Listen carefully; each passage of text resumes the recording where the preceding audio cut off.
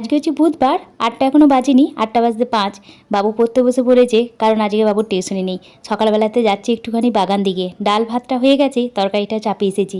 আসলে কি জানো তো, ওর বাবা সকালবেলাতে গাছগুলোর কাছে একটু জল টল এইগুলো দেওয়া পরিষ্কার করতে গিয়ে দেখেছে কয়েকটা পেয়ারা হয়েছে, যে আমাকে বলছে তুমি পেয়ারাগুলো দেখো নি পেকে গেছে, তা তুমি যাবে যাও তুলে নিয়ে এসো গা। আমরা ঠিক আছে যাচ্ছি যাও। আর জানি আমি ক্যামেরাটা একটু তোমাদের সঙ্গে শেয়ার করি আমার বাগানের যে ফলগুলো, সেই জন্যই বলে তুমি যদি ক্যামেরা দিয়ে দেখাবে যদি তো বন্ধুদেরকে তোমার, তার যাও গিয়ে একটু তুলে নিয়ে এসো। আমরা ঠিক আছে তুমি বাবুকে পড়তে বসাও, আমি গিয়ে ছট করে তুলে নিয়ে আসি। এখনও চাটা খায়নি, ওদের তো সব দিয়ে ওরা পড়তে বসে পড়েছে। আর এই দেখো দেখতে পাচ্ছ পেয়ারাগুলো একটু পেকে গেছে, জানো তো বর্ষার বা অতিরিক্ত জলের কারণে কি জানি না পোকাও তো হয়ে যাচ্ছে। এই পেয়ারাগুলো পোকা অতটা হচ্ছে না, কিন্তু একদম মিষ্টি নেই। আগের বছর হয়েছিল খুব মিষ্টি হয়েছিল, এবছর একদম মিষ্টি নেই। তাই কী করবো, পাকা পাকা পেয়ারা ভাবছি একটু জেলি বা জ্যাম টাইপের কিছু পানি রেখে দেবো, বাবু রুটি পাউরুটি এগুলো খাই তো, তার সঙ্গে একটু মাখিয়ে দেবো। সেটা তোমাদের সঙ্গে এখানেই শেয়ার করব, কয়েকটা দিন মধ্যে আমি করব। পেকে গেছে পেয়ারাগুলো, মানে আরেকটুখানি পাকলে বেশ ভালো হবে, সেই জন্য দেখলাম যে তুলে নিয়ে যাই। আবার থাকলে তো নষ্ট হয়ে যাবে, পচে যাবে, 2-3টে তো পচেই গেছে না লক্ষ্য করে ওর জন্যে। আর আমি একটু চা পাউরুটি খেয়ে নিলাম। এদিকে বাবু পড়তে বসে পড়েছে, আর এদিকে বলো না তরকারিটা বাকি আছে। ডাল পেঁপে দিয়ে ডাল করেছিলাম, মুগের ডাল। আর আজকে করেছি পেঁপে দিয়ে মুগের ডাল, আর ভেন্ডি গাজর আলু দিয়ে একটা তরকারি হবে মাখো মাখো, যেটা ওদের রুটির সঙ্গে দেবো, মানে বাবুর বাবাকে। আর তোমার করেছি মাছ ভাজা, বাটা মাছ ভাজা। বাবুর বাবার টিফিনটা রেডি করে দিলাম, 4খানা মতো রুটি দিয়েছি র্যাপ করে, আর তার সঙ্গে ভেন্ডি গাজর আলু দিয়ে একটা তরকারি, আর একটা ছোটো দেখে আপেল। এইটাই টিফিন। আজকের টিফিন সাজানোটা রেকর্ড করে নিই, একটু সময় লেগে গেছে, সময়টা শেষ হয়ে গেছে, তার জন্য মানে টাইমটা পেরিয়ে গেছে। তা চলো ঝটপট করে বাবু স্কুল চলে যাক। আর কয়েকটা দিন ধরে জানো তো ওর বাবা সেই চিকেনটা ডিপ ফ্রিজে রাখা আছে, লেগ পিসগুলো আনা আছে, তাই ভাবলাম ওরা স্কুল চলে যাওয়ার পর একটু বেলা পর করে রাখবো, বাবু স্কুল থেকে এসে খাবে, আবার রাত্রে ডিনারের জন্য হয়ে যাবে। ওরা তো স্কুল চলে গেল, নিজে একটু খাওয়া স্নান সব করে নিয়েছি, এখন মোটামুটি ওই 11:30টার দিকে বাজছে। ভাবলাম একটু ম্যারিনেট করে রেখে দিই। সকালবেলা যখন রান্না করছিলাম তখন এই ডিপ ফ্রিজ থেকে বার করে রেখে দিয়েছিলাম, বরফটা গলতে একটু সময় লাগলো, যার জন্য ভাবলাম এই সময় দেখলাম বরফটা গুলেছে, এই সময় ম্যারিনেট করে রাখি দিই। 2-3 ঘন্টা ম্যারিনেট করা থাকলে মাংসটা বেশ খেতে ভালো লাগবে, মানে ভেতরে সব কিছু মশলা ঢুকবে। আর চিকেন লেগ পিসগুলো নিয়ে এসেছিলো ওর বাবা তন্দুরি করে খাওয়ার জন্য, বলেছিল আমাকে যে তন্দুরি করে দেবে, মানে আমি ওকে মানে এয়ার ফ্রায়ারে 2-3 বার করে দিয়েছিলাম বাবুকে আর বাবুর বাবাকে, ওদের খুব ভালো লেগেছিলো।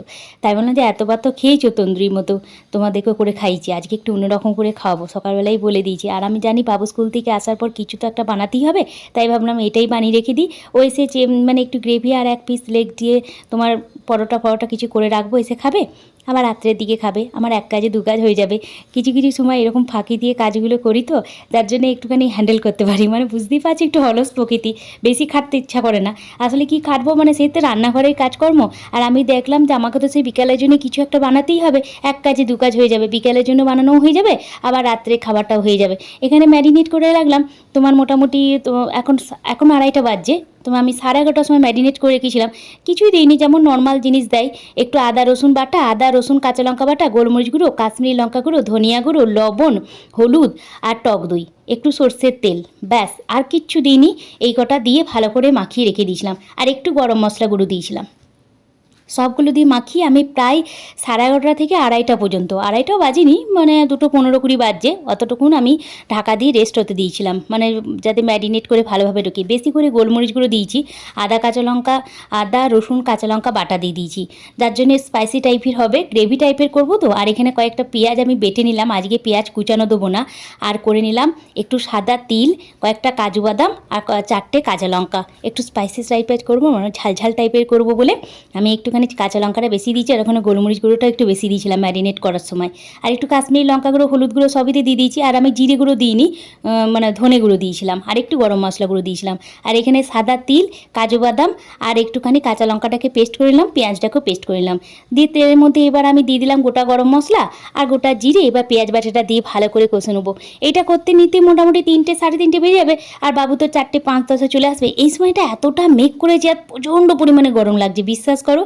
আমি বুঝতে পারছি বাবু ঢোকার সময় হয়তো বৃষ্টিটা নেমে যাবে, কারণ যেভাবে মেঘ করেছে, একবার করে মেঘও ডাকছিল। আর আমি ইন্ডাকশানে রান্নাটা করছি, এই কারণে ইন্ডাকশানে রান্নাটা করছি, এই জানলা দিয়ে না লাইটটা ভালো আসে, তাহলে আমি তোমাদের সঙ্গে যে শ্যুট করছি সেটা সুবিধা হবে। আর যদি আমি গ্যাস ওভেনে করি, এই সময় মেঘটা করেছি তো, গ্যাসের কাজটা আমার একটুখানি অন্ধকার, আর লাইট জ্বেলে না আমার খুব প্রবলেম হয়, সেই জন্য ভাবলাম তাহলে এইখানেই করি। আর এই সময় মেঘটা করেছে, আর আমার ভয় লাগছে যদি কারেন্টটা চলে যায়, আমার আবার গ্যাসের কাছে নিয়ে যেতে হবে।